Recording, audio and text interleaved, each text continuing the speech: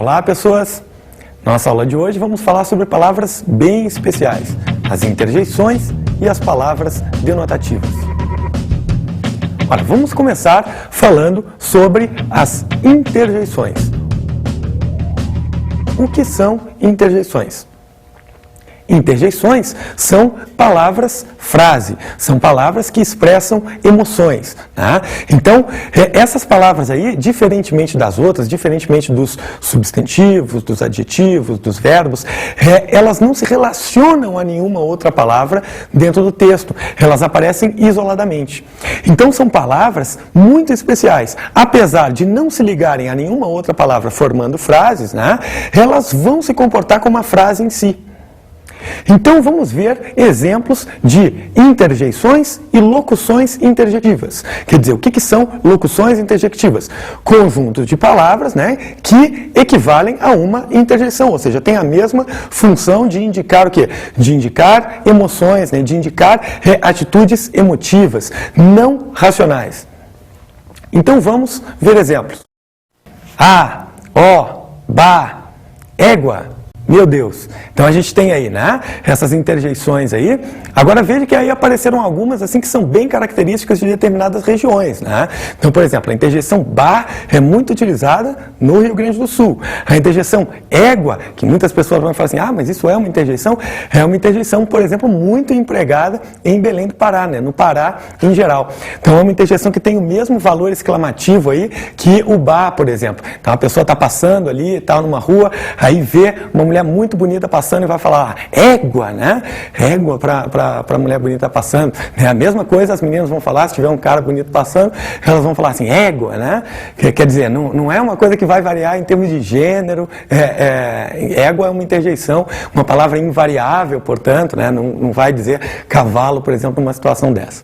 Bem, então essas interjeições, né, são palavras que, como a gente pode ver, a gente vai utilizar para expressar determinadas atitudes sentimentais, não racionais, dependendo do contexto, né? Então a pessoa está lá toda empolgada com alguma coisa, aí de repente chega alguém e fala assim, ó, isso não vai acontecer, a pessoa fala, quer dizer, expressando ali, né, todo o sentimento dela de não gostar daquilo que ela ouviu, por exemplo. Curiosidades. Então, quer dizer, agora vamos falar sobre algumas coisas curiosas que acontecem quando a gente utiliza as interjeições, né? Vamos começar, por exemplo, falando sobre a interjeição Nossa Senhora, né? Então, quer dizer, obviamente a pessoa está aí surpresa com alguma coisa, vai falar, vai utilizar isso daí, e vai dizer, por exemplo, Nossa Senhora, né? Tá extremamente emotiva com alguma coisa, está muito empolgada com alguma coisa, disso daí. Só que essa palavra, ela é oriunda, a gente sabe muito bem lá da religião, né? Como se a pessoa estivesse invocando realmente a Nossa Senhora e tal. E aí a gente acaba utilizando o quê? A gente acaba utilizando, perdendo esse valor todo que a palavra tem. Por exemplo, Nossa Senhora, sintagma nominal, núcleo, Senhora, Nossa, determinante. Só que a gente acaba entendendo essa interjeição como uma coisa só, como se fosse uma palavra só. E aí a gente diz, por exemplo, minha Nossa Senhora, né? Quer dizer, usa aí dois pronomes possessivos aí que obviamente se excluem, né? Minha Nossa Senhora, mas a gente entende isso daí sem problemas como interjeição. Inclusive, se a gente retirar a palavra Senhora, a gente também vai ter, né, minha Nossa como uma interjeição aí, e essa interjeição sim formada apenas de pronomes possessivos. As interjeições, elas têm esse caráter também de, muitas vezes, elas podem vir de frases, elas podem vir de agrupamentos de palavras e adquirirem, assim, toda uma característica própria delas, né? Então, por exemplo, quando a gente pega frases com a preposição viva, vamos ver então esses exemplos. Viva o rei. Nesse caso aí a gente tem o quê? Uma frase optativa, ou seja, a palavra viva aí deve ser tomada como um verbo. A gente quer que o rei viva, né? Então aí é o verbo viver associado ao rei. Então a frase é optativa, ou seja, ela expressa um desejo de que essa coisa aconteça, de que o rei viva, que viva o rei. É equivalente a dizer isso daí, né? Vamos ver outro exemplo. Vivam os reis. Veja que, olha só, tanto a palavra viver aí, né, se comporta como verbo, que se a gente puser a palavra rei no plural, os reis, a gente vai flexionar o verbo de acordo com o substantivo. Então, vivam os reis, ou seja, que os reis vivam, que vivam os reis.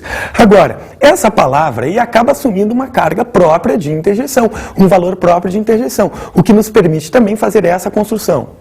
viva aos reis, ou seja, vamos dar viva aos reis. E aí a palavra viva acaba figurando propriamente como interjeição, né? Viva, por exemplo, quando a gente está muito empolgado com alguma coisa, a gente usa essa interjeição. Viva! Né? Então, quer dizer, quando a gente grita isso daí, a gente está muito feliz com alguma coisa, quer que alguma coisa se concretize, por exemplo, a gente vai usar essa palavra não mais como verbo, mas sim como uma interjeição. Vamos falar então agora sobre as palavras denotativas. O que são as palavras denotativas? Olha, nós temos praticamente 10 classes de palavras no português, né? Então, temos o substantivo, o adjetivo, o artigo, os numerais, os pronomes, os verbos, os advérbios, as preposições, as conjunções e as interjeições. Então, 10 classes de palavras. Agora, existem palavras que não se inserem em nenhum desses grupos. Essas palavras são chamadas palavras denotativas. Então a gente vê, por exemplo, né, como que a gente pode conceituar essas palavras denotativas. Podemos dizer então que as palavras denotativas são palavras que não se inserem em nenhuma das classificações, em nenhuma das outras classes de palavras que existem no português. Agora, esse nome que elas recebem, vamos falar um pouquinho sobre esse nome. Palavras denotativas. Olha, significa que elas denotam alguma coisa? Sim, exatamente. Agora, a gente poderia abrir uma ampla discussão aqui.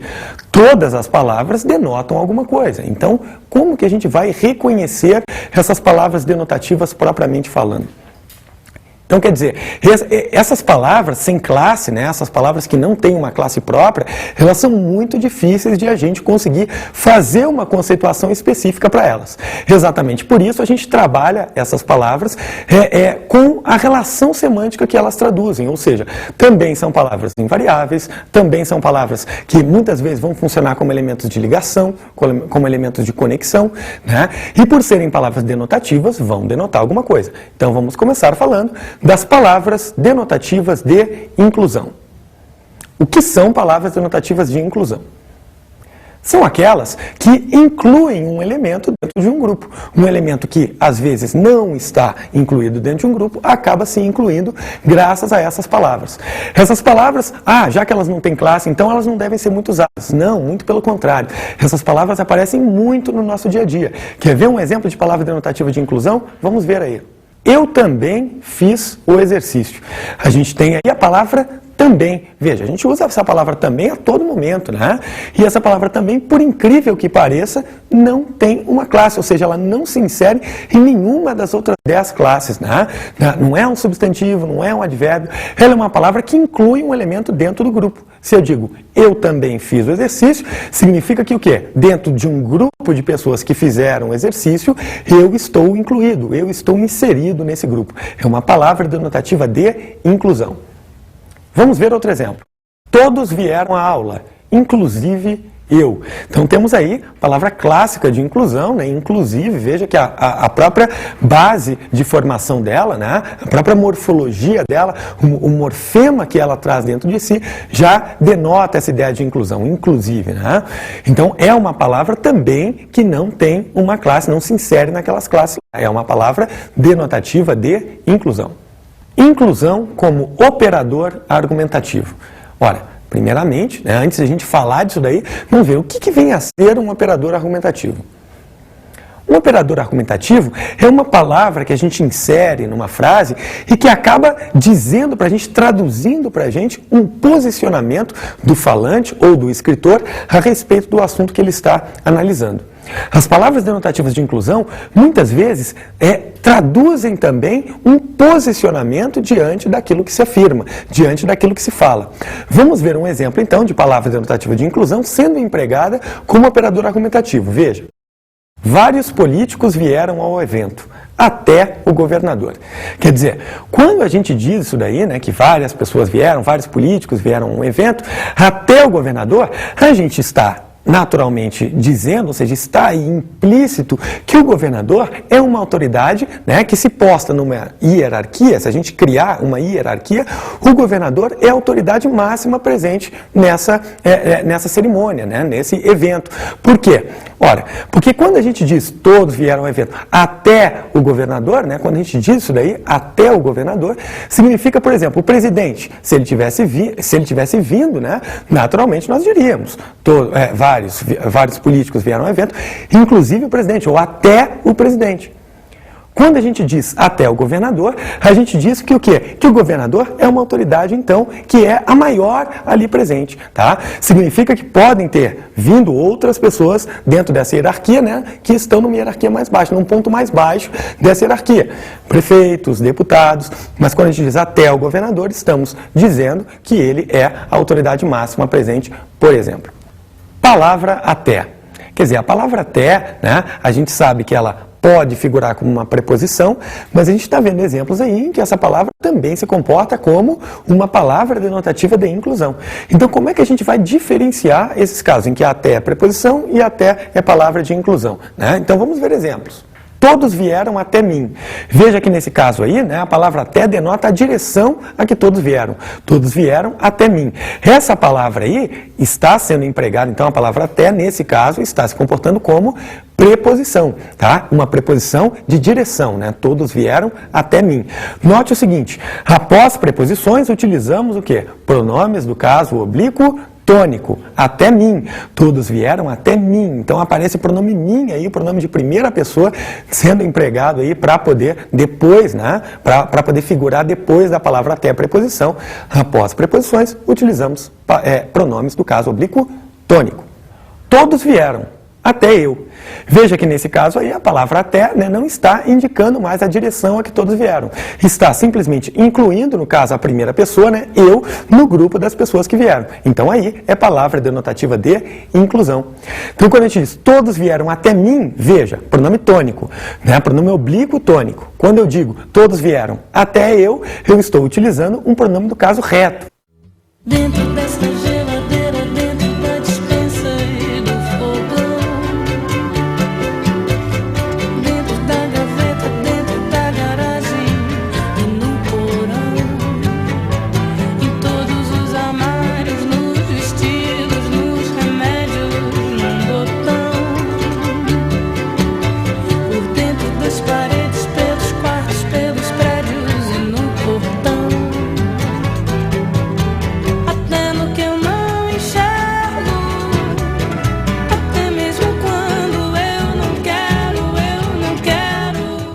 Então a gente tem aí, né, uma maneira muito simples de diferenciar a preposição até da palavra denotativa de inclusão. Quer dizer, não apenas por uma questão semântica, né, não apenas pelo significado, até direção e até inclusão, mas também pela própria relação sintática dos elementos. Porque até pedindo o pronome oblíquo tônico vai ser preposição. Até pedindo o pronome reto será o quê? Será palavra denotativa de inclusão. Vamos ver agora outros tipos de palavras denotativas, as palavras denotativas de exclusão. Então, ou seja, diferente, ao contrário, né, das palavras denotativas de inclusão, as de exclusão vão excluir um elemento de um grupo. Então vamos ver alguns exemplos dessas palavras aparecendo em textos. Veja, todos vieram, exceto eu. Então veja aí que também essas palavras pedem o pronome tônico, né? Todos vieram exceto eu, né? Estou usando o pronome tônico após a palavra exceto. E essa palavra aí, que também é uma palavra que aparece comumente aí no nosso dia a dia, né? Ela não se insere também em nenhuma das classes que a gente viu anteriormente, né? Quer dizer, não se insere na classe dos substantivos, não se insere na classe dos adjetivos e enfim, nas outras também. Então essa palavra aí é uma palavra que denota exclusão. Ela exclui eu do grupo das pessoas que vieram, né? Exclui esse elemento eu aí. Então todos vieram, exceto eu. Eu estou excluído do grupo das pessoas que vieram. Vamos ver um outro exemplo. Os países latino-americanos, salvo o Brasil, participarão da conferência. Então, nesse caso aí, a gente tem a palavra salvo, né? A palavra salvo também retirando o Brasil do conjunto de países latino-americanos que participarão da conferência. Nesse caso, então, a palavra salvo é uma palavra denotativa de exclusão. Palavra menos. Quer dizer, assim como a palavra até, né? A palavra até lá a gente viu que pode se comportar como preposição, pode se comportar como palavra denotativa de inclusão. A palavra menos, ela também tem várias, né, possibilidades de funcionamento dentro da língua, né? Então vamos ver exemplos em que essa palavra menos é empregada e vamos discutir exatamente as diferenças de uso dessa palavra. Vamos ver o primeiro exemplo. compre menos carne. Nesse caso aí, a palavra menos denota a quantidade indefinida, né? Veja, quando eu digo compre menos carne, eu estou dizendo para comprar determinada quantidade de carne, mas não estou precisando, não estou identificando exatamente quanto de carne deve ser comprado. Então, nesse caso aí, denota a quantidade indefinida de substantivo, é um pronome indefinido. Veja que nesse caso é um pronome indefinido adjetivo, né? Acompanha o substantivo carne. Compre menos carne, tá? Acompanhando aí o substantivo, né? Vamos ver um outro exemplo em que essa palavra aparece. Trabalhe menos. Nesse caso aí, a palavra menos está modificando o sentido do verbo. Quando eu digo trabalhe, é uma coisa. Quando eu digo trabalhe menos, significa com menor intensidade. Modifica o sentido do verbo, dando a ele uma circunstância de intensidade. O que que é? É um advérbio. Então, a palavra menos pode se comportar como pronome indefinido, pode se comportar como advérbio. E vamos ver agora os casos em que ela se comporta como uma palavra denotativa de exclusão. Veja. Os alunos fizeram todas as provas, menos a de geografia. A palavra menos aí, né, agora está se comportando como uma palavra denotativa de exclusão. Ou seja, fizeram todas, à exceção de, ou seja, excluindo a prova de geografia. Assim como a gente viu que as palavras de inclusão podem funcionar como operadores argumentativos, vamos ver agora então palavras denotativas de exclusão como operadores argumentativos. Só os brasileiros ainda não aderiram à moda. Só os brasileiros ainda não aderiram à moda. Então, nesse caso aí, o que a gente vê, né? A gente vê que existe uma orientação argumentativa para que, sim, os brasileiros passem a aderir a essa moda aí, né? Então, só os brasileiros, ou seja, a pessoa quando está dizendo isso daí, está dizendo, ó, o mundo inteiro já aderiu, menos os brasileiros. Então, está havendo aí uma sugestão de que os brasileiros devem, sim, aderir a essa moda. Vamos ver um outro exemplo. Ele comprou apenas um cachorro. Dependendo do contexto em que essa frase aí aparece, a pessoa poderia, por exemplo, sugerir que o quê? Que ele deveria ter comprado mais de um. Então, quando diz, né, ele comprou apenas um cachorro, né? Quer dizer, pô, eu esperava que fosse comprado mais de um. Então, também pode denotar, essas palavras podem indicar pensamentos, né, orientações, ideias que o falante tem na hora que escreve. Vamos ver um outro exemplo. Somente um país como a Argentina para declarar a moratória. Veja que nesse caso aí, né, a palavra somente aparecendo aí naturalmente para poder excluir a Argentina de todo um grupo de outros países, ou seja, para caracterizar uma singularidade. Vamos ver agora um caso em que as palavras denotativas, né, de exclusão, no caso a palavra só, a depender da posição em que ela aparece, a gente vai tirar conclusões diferentes a respeito do texto. Vamos ver o primeiro exemplo. Ela lavou só os pratos. Quando eu digo isso daí, olha, veja que eu tenho uma informação aí que está implícita, né? Quando eu digo ela lavou só os pratos, significa que ela lavou os pratos. Mas ela não lavou outras coisas. Por exemplo, não lavou os copos, não lavou os talheres. Então, todas essas informações a gente pode retirar graças a esse elemento aí, essa palavra denotativa de exclusão que aparece nessa posição, né? Então, ela lavou só os pratos, significa que lavou os pratos e não lavou nenhuma outra coisa. Vamos ver agora se essa palavra só aparecesse numa outra posição. Vamos ver aí. Ela só lavou os pratos. Quando eu digo ela só lavou os pratos, né, eu estou dizendo primeiro que ela lavou os pratos. Agora, que ela não fez nenhuma outra coisa além de ter lavado os pratos. Ou seja, modifiquei aí, né, a posição da palavra só e naturalmente o conteúdo do texto vai todo ele se modificar. Quando eu digo lavou só os pratos, então, lavou os pratos, mas não lavou mais nada. Agora, pode ter feito outras coisas, pode ter arrumado a casa, pode ter tirado o pó. Agora, quando eu digo ela só lavou os pratos, significa que não fez nada além disso. Vamos ver então agora um outro exemplo. Só ela lavou os pratos. Mesma informação implícita a gente tem, ela lavou os pratos, né? Então isso aí está certo. Agora, significa que ninguém mais a ajudou, ou seja, ela fez isso sozinha, né? Então somente ela lavou os pratos, ninguém mais lavou os pratos. Então veja que a depender da posição que a gente põe esse operador argumentativo, a gente vai tirar informações diferentes do texto. Então atenção na hora de escrever para posicionar esse elemento de acordo com aquilo que você quer dizer. Vamos ver agora palavras e locuções denotativas de explicação. Essas palavras, né, e essas locuções, ou seja, a gente não vai ter aí, nesse caso, apenas uma palavra isolada, podemos ter também um conjunto de palavras que sirvam para a mesma coisa, ou seja, para denotar uma explicação, para explicar alguma coisa que foi dita anteriormente. Vamos ver exemplos. Ela estudou toda a matéria, isto é, tirará notas boas. Veja que, né, essa locução aí, isto é, ela vai explicar uma coisa que não foi dita ou que não foi dita de maneira tão explícita na frase anterior, né? Então, ela estudou toda a matéria, isto é, tirará boas notas. Ou seja, ele explica exatamente o que quer dizer com aquela primeira afirmação. Vamos ver um outro exemplo. Ela não fez a prova, ou seja, será reprovada. Mesma coisa aí, né? A locução, ou seja, indica o quê? Indica uma explicação, né, melhor a respeito daquilo que foi dito anteriormente. Então, é o momento em que o falante diz exatamente aquilo que ele queria ter dito lá na primeira frase. Então agora vamos passar para palavras denotativas de retificação. Ou seja, são palavras que a gente vai usar para corrigir, né, determinadas coisas que a gente deixou anteriormente mal ditas, né, ou mal escritas, ou então que vão explicar melhor uma coisa que talvez não tenha ficado clara. Vamos ver um exemplo. Ela não veio ao colégio, ou melhor, veio, mas não assistiu às aulas. Veja que nesse exemplo aí, né, a pessoa afirma uma coisa, ela não veio ao colégio, e depois ela se corrige. Ela vai retificar aquilo que ela disse anteriormente. Quer dizer, ou melhor, veio, mas não assistiu às aulas. Palavras e locuções denotativas de exemplificação.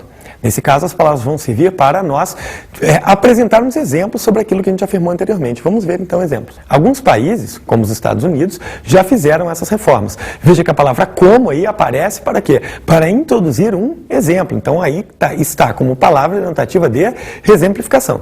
Vamos ver outro exemplo. Essas palavras são muito comuns. Por exemplo, também é uma palavra denotativa de inclusão. Veja que nesse caso aí a locução, por exemplo, apareceu exatamente para que a gente pudesse o quê? Exemplificar essas palavras comuns, no caso as palavras de inclusão. As palavras denotativas de realce, que são aquelas que simplesmente aparecem no texto para que nós possamos realçar um elemento, né? Ressaltar alguma ideia. Vamos ver exemplos. Eu é que não disse aquilo a ele. Veja o seguinte, eu poderia sem problema dizer, eu não disse aquilo a ele. Agora, quando eu digo eu é que não disse, eu estou reforçando a ideia de que não fui eu, né? Ou de que eu não fiz aquilo.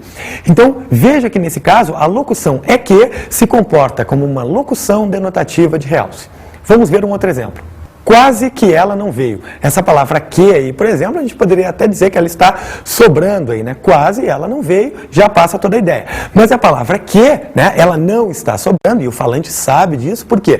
Porque realça essa palavra que aparece aí, né? Quase que ele não veio. Ressalta essa palavra quase aí.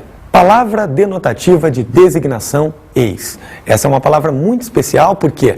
Porque é uma palavra denotativa, mas ela acaba se associando a pronomes, né? Então ela acaba, muitas vezes, recebendo pronomes oblíquos átonos após ela. Então vamos ver exemplos. Eis meu irmão, quer dizer, designa, né, que aí está meu irmão, aqui está meu irmão. Eis meu irmão, palavra denotativa de designação. Vamos ver agora um outro exemplo. Eis ela, estudando como sempre. Desvio, né? Por que aí a gente tem um desvio em relação ao padrão? Porque a palavra de designação eis, sempre que aparecer um pronome após ela, esse pronome será obrigatoriamente um pronome átono, um pronome oblíquo átono. Então, eis ela, de acordo com a norma padrão, né, não deve ser empregado, tá? A gente vai ter que, então, utilizar o pronome oblíquo átono que substitui ela, no caso, os pronomes, né? Me, te, o, a, por exemplo, né? Nos, vos, os, as, por exemplo. Então, vamos ver aí como é que a gente poderia pôr essa frase de acordo com o padrão da língua. Veja, eila, estudando como sempre. Quer dizer, até nos parece um pouco estranho isso, né? Eis ela nos parece mais natural, mas de acordo com o padrão, eis ela não deve ser empregado. Então a gente deve pôr pronomes átomos. Eila. E aí, como a palavra termina em S, some o S, o pronome a vai ganhar um L aí, né? Eila, estudando como sempre. Vamos ver agora as palavras denotativas de situação. Essas palavras situam um elemento dentro do texto, né? Então, quer dizer, muitas vezes a gente tem um contexto que a gente precisa empregar, dizer determinada coisa, mudar um assunto, e aí essas palavras aparecem simplesmente para situar aquela nossa frase dentro de um contexto. Vamos ver exemplos. Aliás, você soube o que aconteceu? Veja, às vezes as pessoas estão conversando, né? Estão falando sobre uma coisa, estão falando sobre um determinado assunto, e aí vai se mudar o assunto, ou então vai se abordar uma questão específica daquele assunto. Aliás, você soube o que aconteceu? Essa palavra, aliás, situa, então, essa pergunta dentro daquele contexto. É uma palavra denotativa de situação. Outro exemplo. Então, trouxe o dinheiro? Palavra então, também aí criando contexto, né? Situando, nesse caso aí, a fala dentro de um contexto em que, por exemplo, não havia nada dito, né? Então as pessoas simplesmente se encontraram, por exemplo, imagina essa situação, duas pessoas se encontram e aí a primeira coisa que uma diz para a outra é, então, trouxe o dinheiro? Esse então, palavra denotativa de situação. Outro exemplo. E eu nunca ouvi falar disso. Horas. Então aí a gente tem a palavra e, né? Palavra denotativa de situação. Ela não está adicionando nada a nada e não está se comportando como uma conjunção aditiva, mas como uma palavra de situação. Outro exemplo. Afinal, você quer ou não participar do projeto? Então é a palavra afinal, também palavra denotativa de situação.